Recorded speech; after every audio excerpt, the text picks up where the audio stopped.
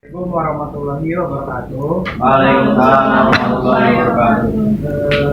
Pada kesempatan kali ini, eh, perkenalkan saya Winsadi Faturrahman dan rekan saya Tiara Hima Maulida, akan berdiskusi mengenai. Kerajaan Demak.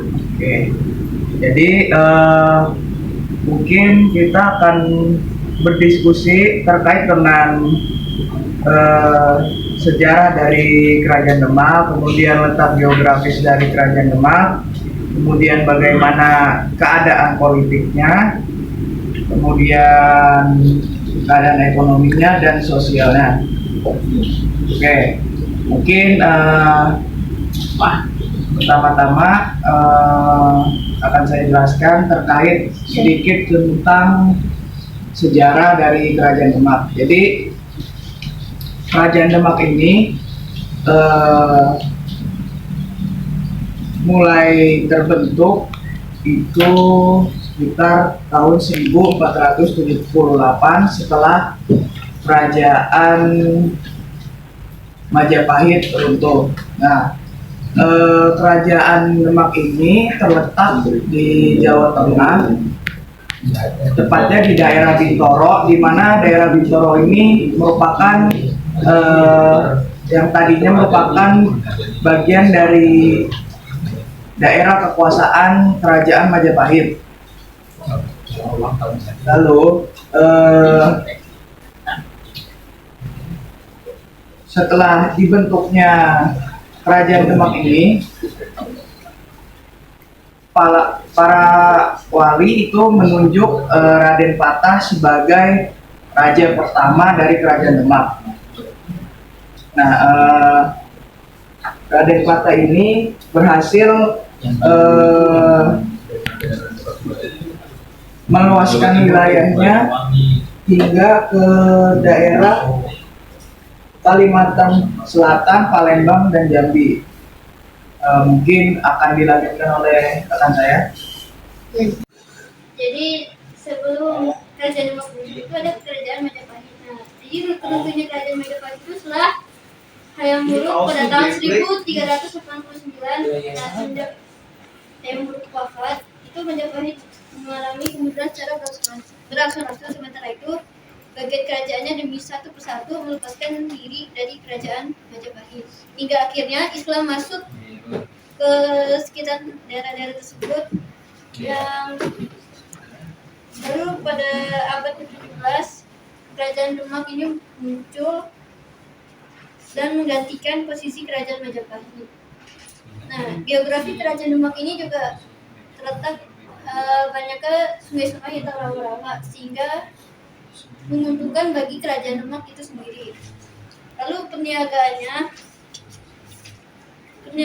itu Demak terkenal sebagai pangkalan yang penting sekali karena terletak di tepi laut Nusantara. Pada pelayaran dunia yang melintang dari Maluku ke Malaka, Demak merupakan pusat dari Tengah yang dikelilingi oleh daerah penghasil beras, kecuali daerah pedalaman yang langsung berbatasan dengan kota Demak, yaitu Gerobokan. Oke, mungkin saya lanjut ke keadaan politik dari Kerajaan Demak ya. Jadi Kerajaan Demak ini dipimpin oleh terdapat 6 raja dari Kerajaan Demak. Yang pertama itu Raden Patah. Beliau menguasai atau menduduki tahta dari tahun 1481 sampai 1518. Kemudian dilanjutkan oleh anaknya yaitu Adipati Unus dari tahun 1518 sampai 1521 Masehi. Kemudian dilanjutkan oleh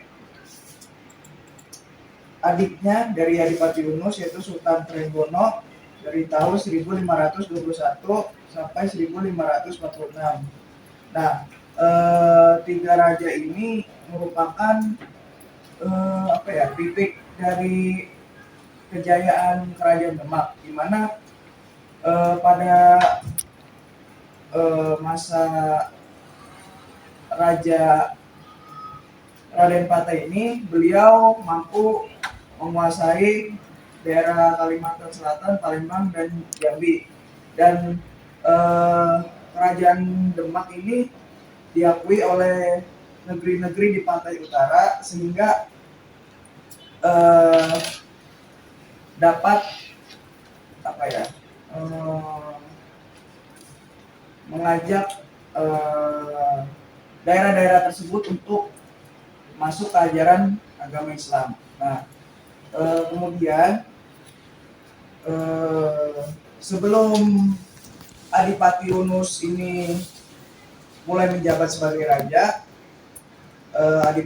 Adipati Yunus ini di tahun 1512 ini 1512 Masehi dan 1513 beliau melakukan penyerbuan untuk membebaskan Malaka dengan 12.000 tentara dari kekuasaan Portugis.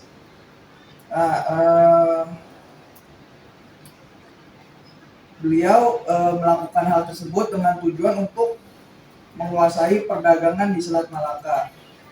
Lanjut, dan di raja yang ketiga yaitu adik dari Adipati Yunus yaitu Sultan Trenggono yang berkuasa di tahun 1521 Masehi sampai 1546 Masehi. Salah satu strategi beliau untuk melakukan perluasan wilayahnya yaitu dengan cara menikahkan putra-putrinya. Seperti dinikahkannya Pangeran Hadiri dari Kaliamat atau Jepara dan Pangeran Adiwijaya dari Pajang. Sultan Trenggono ini mampu memperluas wilayahnya hingga daerah Kediri, kemudian Banten, Jayakarta, dan Cirebon, Jawa Barat. Mungkin bisa dilanjut oleh rekan saya. Lalu dari segi ekonominya, Demak sebagai kerajaan maritim yang berfungsi sebagai penghubung atau transit daerah penghasil rempah bagian timur dengan Malaka sebagai pasaran di bagian barat. Perekonomian Demak juga berkembang pesat di dunia maritim karena didukung oleh penghasil dalam bidang agrarisnya yang cukup besar. Perdagangannya juga maju, komoditas diekspor yang antara lain yaitu ada beras, madu, dan lilin. Sedangkan dari struktur sosialnya, kehidupan sosial Demak diatur oleh hukum-hukum Islam, namun juga masih menerima tradisi lama. Dengan demikian muncul sistem kehidupan sosial yang telah mendapat pengakuan, namun norma-norma atau tradisi lama tidak ditinggalkan begitu saja oleh masyarakatnya. Contohnya seperti tradisi skaten yang masih dipelihara sampai sekarang.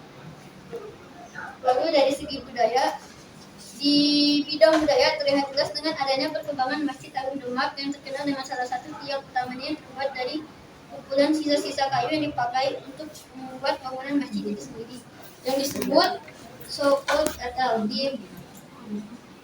Tujuannya ialah untuk memperoleh banyak pengikut agama Islam. Tradisi skaten itu sampai sekarang masih berlangsung di daerah Yogyakarta, Surakarta, dan juga Cirebon. Benar sudah dijelaskan tentang ekonominya, tentang penyebarannya, dan bagaimana ketika kerajaan Demak ini untuk mengatur strategi, bagaimana strateginya digunakan kerajaan Demak ini untuk memperluas wilayah-wilayahnya. Jadi untuk mendalam pertanyaan itu, jadi untuk memperluas wilayah kekuasaannya, Sultan Trenggono ini menikahkan putrinya. Kepada siapa? Antara lain yaitu dinikahkan dengan Pangeran Hadiri dan Kalinyamat dan Pangeran Adiwijaya dari Pajang. Kalau yang sebelumnya pangeran dari Pajang sama pangeran dari Kalimantan. Banyak tuh Jepara. Ya. Izin menambahkan ya, mungkin strategi kerajaan Demak untuk memperluas wilayah juga dapat dilihat dari anak dari Raden Patah yaitu Adipati Unus di tahun 1512 dan 1513 Masehi. Beliau melakukan penyerangan ke Malaka untuk membebaskan daerah tersebut dari kekuasaan Portugis. Dan hal tersebut menurut saya merupakan salah satu strategi beliau untuk mendapatkan kekuasaan di wilayah Malaka. Oke, mungkin kalau dirasa cukup dan tidak ada yang ingin bertanya lagi, maka Kami akhiri diskusi kelompok kami. Kurang lebihnya mohon maaf. Wassalamualaikum warahmatullahi wabarakatuh. Waalaikumsalam. Oke.